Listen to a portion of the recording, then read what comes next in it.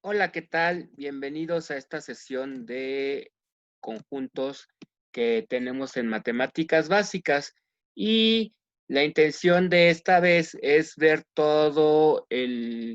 los conceptos que tienen que ver con la teoría de conjuntos, sabiendo que un conjunto es una colección de objetos o entidades que en algún momento dado podemos distinguir o definir de una manera correcta. Esos objetos pueden ser números, letras, puntos, personas, mascotas, animales, plantas, cualquier cosa que en algún momento dado yo pueda poner como miembro de un o elemento de un conjunto. Normalmente cuando definimos un conjunto lo definimos con las letras mayúsculas del alfabeto y con eso denotamos los conjuntos. Las letras minúsculas del alfabeto normalmente las ocupamos para tomarlos como elementos dentro del conjunto. Y de esa manera yo puedo utilizar números, símbolos, variables, cualquier letra minúscula para ver todos esos elementos. En ese sentido, pues tenemos cierto punto en el cual yo sé que puedo tener cierta notación para la teoría de conjuntos. Entonces, todos los conjuntos los voy a denotar con letras mayúsculas y enumerando sus elementos por separado, delimitando cada elemento en medio de una coma y dentro de una llave. Todo lo que está dentro de esa llave van a ser elementos de ese conjunto. Y los elementos los denoto por letras minúsculas o de una manera, ya poniendo el nombre o a la característica principal a la cual estoy refiriendo ese elemento. De esa manera, pues yo puedo especificar de una forma muy sencilla que quién es el que en algún momento dado está dentro de ese conjunto. Por lo tanto, la primer función sencilla que voy a tener con un conjunto es la parte de pertenencia. Cuando un elemento pertenece a cualquier conjunto, lo voy a especificar con esa letra eh, media redonda entre el elemento y la parte del conjunto, de tal manera que yo puedo decir, por ejemplo, en este caso, que X pertenece a A. Si yo no tengo, si tengo una relación de no pertenencia en ese sentido, pues yo lo que hago es poner esa misma E, pero como el estacionamiento, con una rayita en medio de la E para decir que EX no pertenece a A. Y de esa manera, pues yo también poder especificar esa parte de pertenencia o no pertenencia. En ese sentido, pues ya tenemos que, en primera instancia, un conjunto es una agrupación o colección bien definida de objetos, donde cada objeto es un elemento o miembro del conjunto que satisface ciertas propiedades específicas. Aquí es muy importante saber que dependiendo de cómo yo delimito un conjunto, yo puedo tener que los conjuntos pueden ser finitos o infinitos, en los cuales yo puedo especificar con mucha claridad quiénes son los elementos que en algún momento pertenecen a ese conjunto o que en algún momento sigan agregándose elementos a ese conjunto. Y los elementos los vamos a llamar a cada uno de esos objetos, personas, animales, cosas o cualquier objeto que en algún momento dado tenga características individuales que en algún momento dado nos permitan diferenciar uno de otro, pero que sí dentro de esas características tienen algo en común para poderlos agrupar en conjuntos y de esa manera no poder duplicarlo o repetirlo. Yo puedo tener una forma gráfica de ponerlos con algo que llamamos el diagrama de Venn-Euler. En ese sentido, tenemos una imagen como la que está dentro de la presentación y que de una u otra manera especificamos que en el diagrama pues tenemos este conjunto representado por un círculo en el cual tengo englobados ciertos elementos que están dentro de ese conjunto y todo esto dentro de un rectángulo que me dan la señal de que todo eso está dentro del objeto de estudio en el cual estoy. que a ese conjunto principal le llamamos universo. Por lo cual ahorita aquí en lo que estamos representando, el 4 y el 1 están dentro del universo, pero no están dentro del conjunto A. Entonces, si yo quisiera ver la relación de pertenencia, 2 pertenece a A, pero el 4 no pertenece a A, ¿sí? Y de esa manera, pues yo tengo una forma gráfica de verificar el conjunto. Sin embargo, también tenemos otra forma de diferenciar o determinar un conjunto. La forma de extensión o de forma tabular, en la cual tenemos una forma muy específica de especificar este conjunto. Es poner y enumerar todos los elementos que tiene ese conjunto. Entonces yo pongo la letra que define el conjunto, que dijimos puede ser cualquier letra mayúscula, ponemos un igual, abrimos la llave y empezamos a enumerar cada uno de los elementos que tiene ese conjunto separados por una coma. Y cuando terminemos de enumerar todos los elementos de manera exhaustiva, cerramos nuestras llaves, diciendo que este es nuestro conjunto por extensión. Entonces, de esa manera, yo puedo definir cada conjunto con todos los elementos comprendidos dentro del mismo, ¿vale? Otra forma es por su comprensión.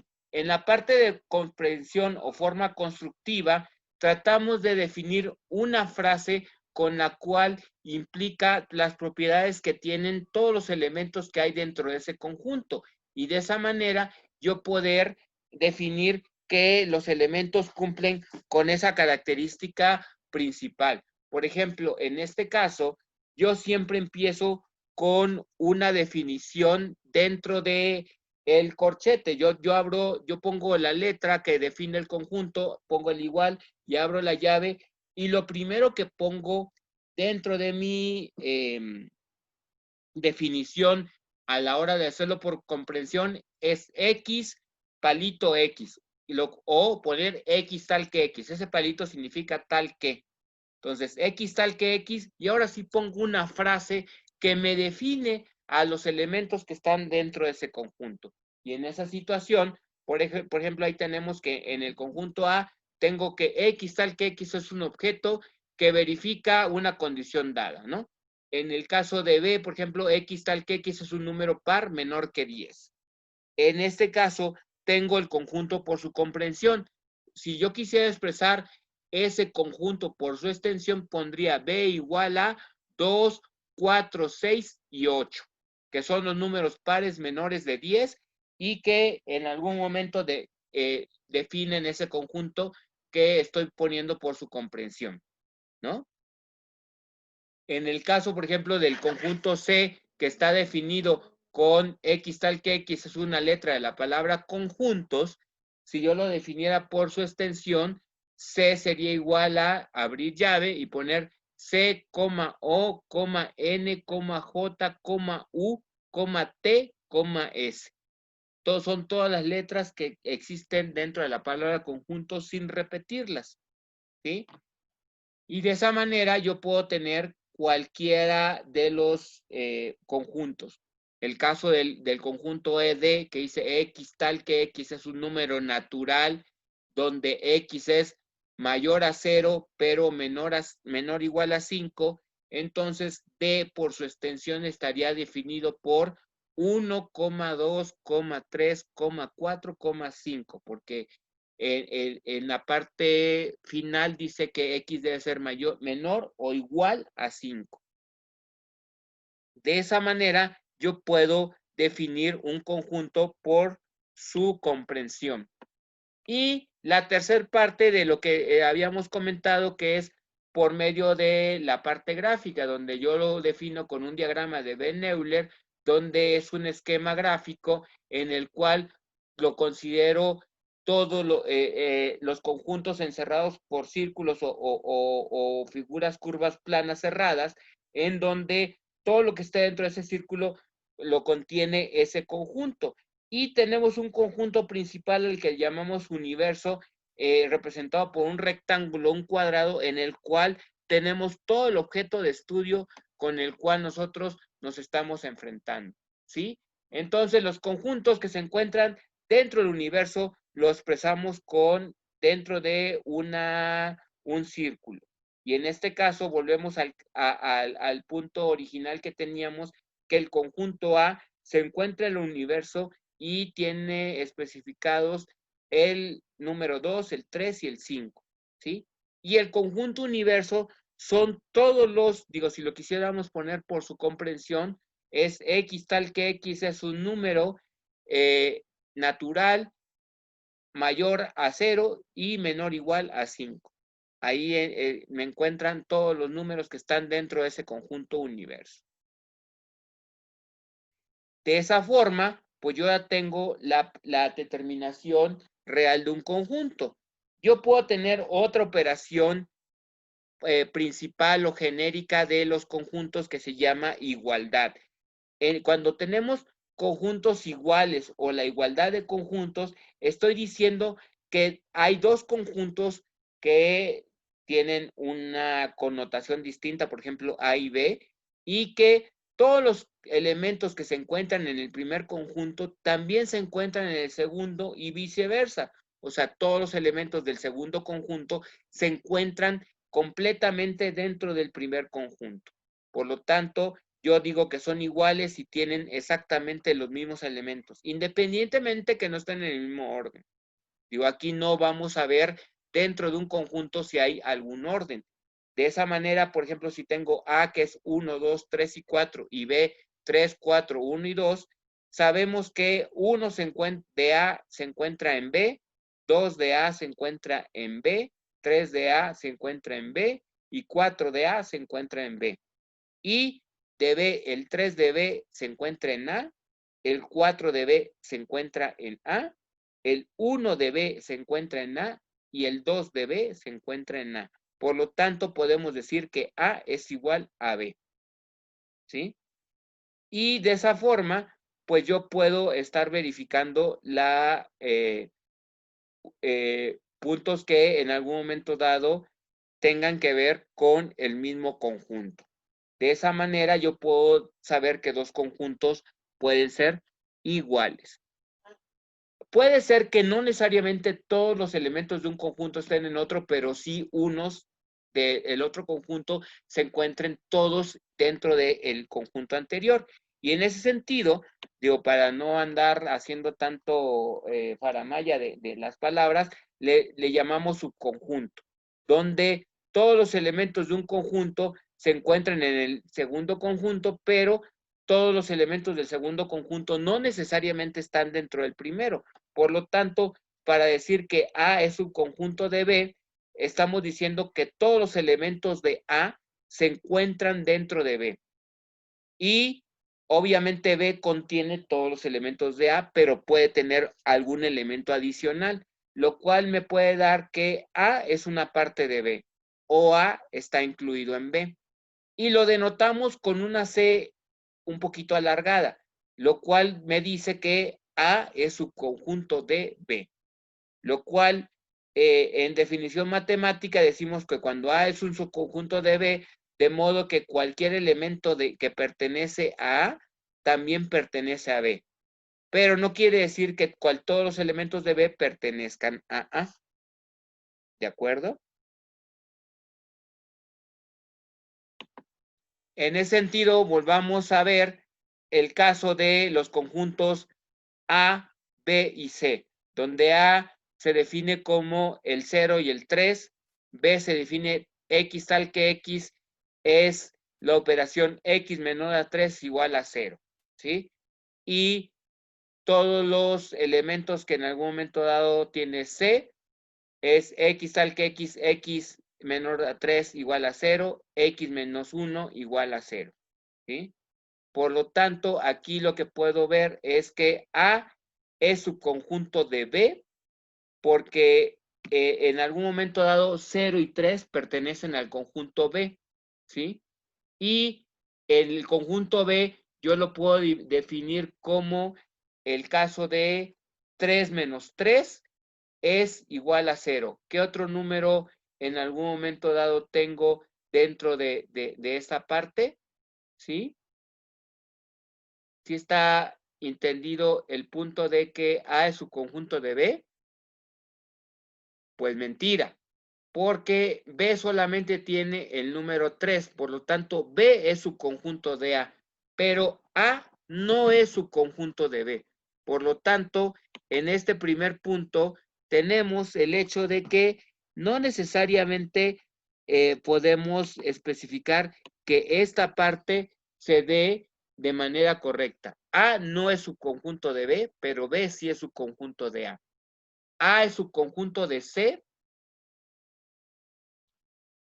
A tenemos el 0 y el 3 y pertenecen a C el 0 y el 3. No necesariamente, por lo tanto, en ese sentido, A no es subconjunto de C. Y al contrario, C deberíamos verificar si es subconjunto de A, porque 1 pertenece a C, pero 1 no pertenece a A. Por lo tanto, ni A es subconjunto de C, ni C es subconjunto de A. Y en ese sentido, tenemos que verificar si en algún momento esto deberíamos estar tomando en cuenta que esta operación es correcta. Aquí deberíamos poner que A no es subconjunto de C y tampoco A no es subconjunto de B. Por lo tanto, en estos dos casos tenemos esta connotación. Debemos verificar muy bien esa parte de subconjuntos. ¿De acuerdo?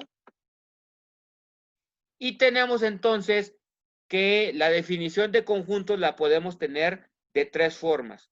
Explícitamente por su extensión, implícitamente por la parte de comprensión, donde tenemos la X tal que X y una frase. En la primera parte solamente definimos todos los elementos que están dentro del conjunto y de manera gráfica con el diagrama de Venn Euler. De esa manera yo puedo definir todos los elementos de un conjunto de manera correcta, ¿sí? Y que en algún momento determinado yo pueda definir el conjunto por cualquiera de esas tres formas. No puede ser que solamente ocupe una y no necesariamente las tres. De esa manera, yo sé que el conjunto se puede definir de manera correcta, ¿vale? Entonces, tenemos esa parte explícita donde el conjunto de las vocales lo puedo definir como A, E, I, O, U en la parte de español. Ahí a lo mejor deberíamos poner esa connotación. O en el conjunto B, que tengo los días de la semana, sin contar el fin de semana, el lunes, martes, miércoles, jueves y viernes.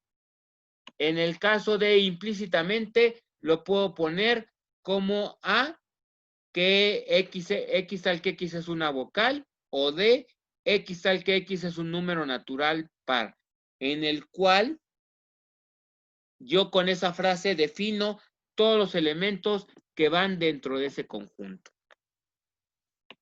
Por otro lado, ya vimos también la parte de pertenencia, en donde en algún momento determinado yo puedo decir que un elemento pertenece a un conjunto o no pertenece, ¿no?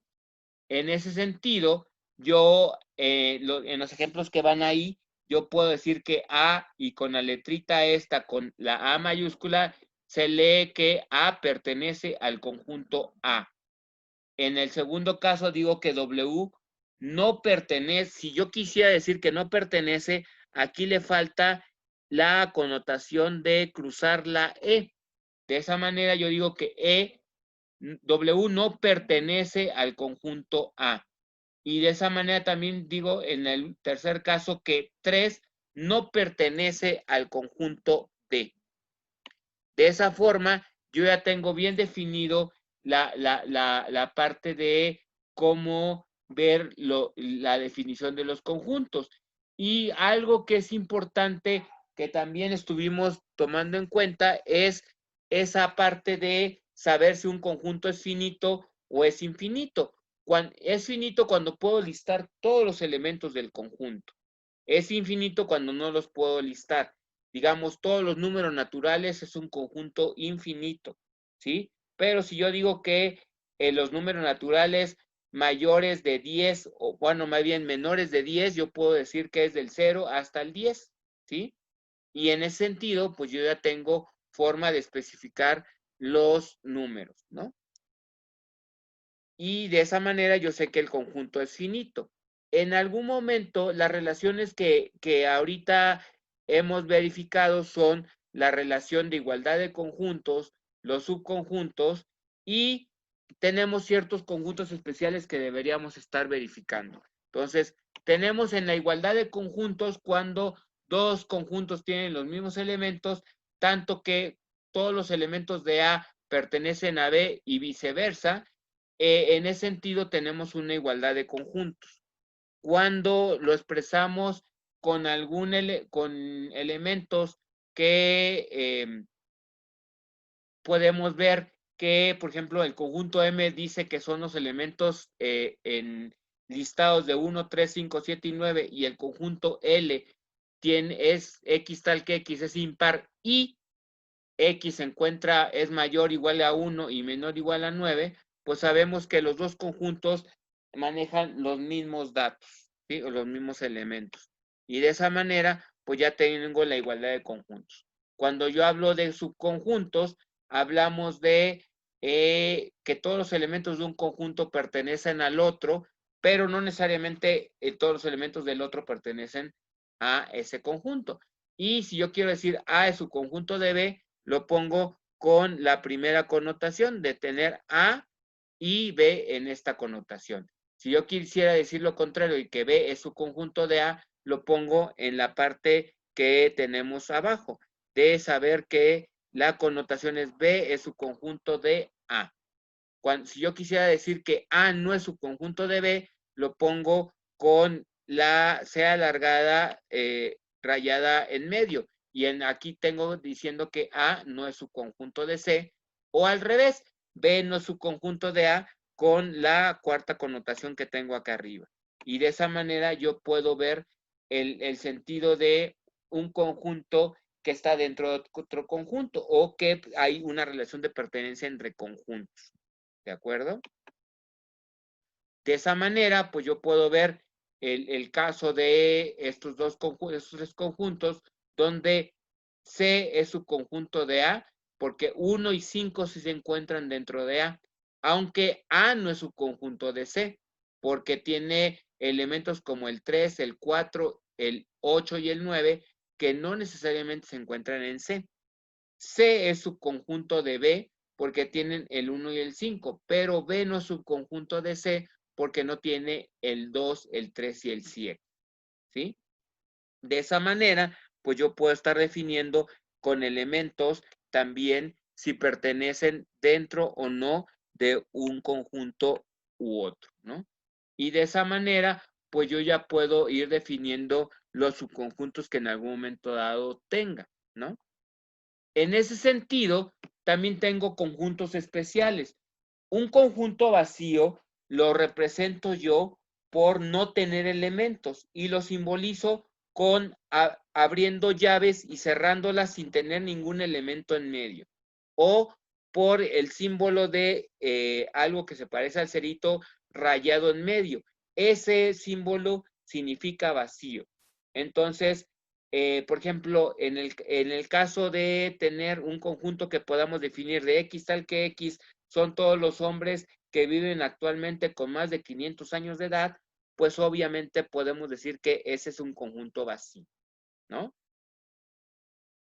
En el caso del conjunto universo, es todo nuestro grupo de estudio al cual nos estemos ciñendo. Y en ese caso, tenemos el conjunto universo, por ejemplo, en el caso de todos los estudiantes de la Universidad de Londres de carreras ejecutivas.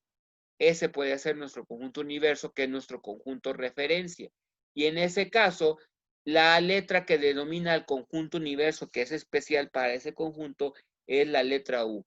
Todas las demás letras las podemos ocupar para cualquier otro tipo de conjunto, pero la letra U la especificamos exclusivamente para el conjunto universo. De esa manera, pues yo ya tengo dos conjuntos especiales muy importantes. Otro conjunto que en algún momento dado yo puedo especificar tiene que ver con los conjuntos partes o conjuntos pares. ¿Qué significa esa parte de conjuntos partes? Cuando yo tengo dentro de un conjunto universo, por ejemplo, tengo el conjunto o cualquier conjunto como A, B y C, yo puedo tener conjuntos partes en los cuales un conjunto, o sea, son conjuntos de conjuntos. Ahí tengo el primer conjunto parte que es A, dentro de llavecitas quiere decir que hay un subconjunto que puedo crear de ese conjunto A principal, en el cual solamente contiene el elemento A, o otro subconjunto, el cual solamente contiene el elemento B, u otro subconjunto que solamente puede contener el elemento C. Y de esa manera, pues yo especificar todos y cada uno de los partes que en algún momento, conjuntos partes que puedo tener derivado de este conjunto de tres elementos. Y yo puedo tener un conjunto parte de dos elementos que puede ser AB, AC o BC. Y otro conjunto parte que puede ser el mismo conjunto igual al conjunto A, que son los tres elementos de A, B y C. También uno de los conjuntos partes especiales que va con todo conjunto es el conjunto vacío. Entonces, cada conjunto que podamos dividir en partes más el conjunto vacío son todos los conjuntos partes que en algún momento dado puedo tener de un conjunto en específico. Y de esa manera, pues yo ya tener todo el contexto de los conjuntos. De ahí tenemos la parte de saber que dentro de los conjuntos, a la hora de hacerlo gráfico, ya lo vimos con la parte de el diagrama de Venn-Euler, lo cual me puede facilitar de manera visual cómo poder ir haciendo al menos las relaciones de pertenencia, de subconjunto que tienen que ver con la parte de inclusión, u operaciones de conjuntos que vamos a ver en la semana siguiente, en la cual yo puedo representar mediante el diagrama cada una de las operaciones y verificar que esto se pueda tener un contexto muy fácil de entender. De ahí entonces, lo que quería ver en esta sesión es que los conjuntos son la base de la información de cualquier área. Ya podemos ver que en recursos humanos podemos tener separado por conjuntos todo el personal, dependiendo a lo mejor de por nivel de salario, por el área al que pertenecen, por el nivel de puesto que en algún momento tengan. También, por ejemplo, en contabilidad tengo separados los activos, los pasivos y las cuentas de capital o las cuentas de ingreso como conjuntos, y de una forma u otra en toda lo que vemos dentro de nuestra vida cotidiana lo tenemos con base en conjuntos, a pesar de que no digamos, esto es un conjunto de tal cosa, ¿no? Pero siempre definimos conjuntos en cualquier parte de nuestra vida.